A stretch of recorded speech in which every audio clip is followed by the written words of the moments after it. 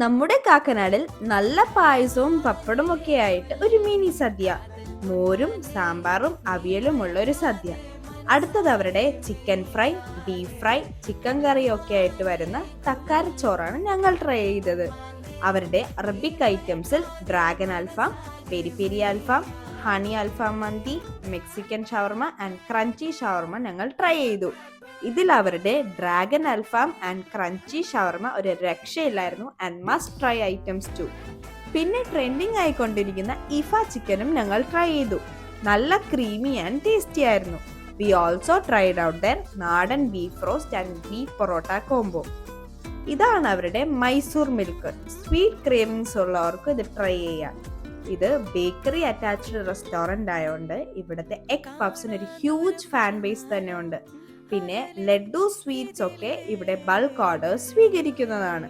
So location വരുന്നത് Royal Bakers, Kakkanad. Do check this out.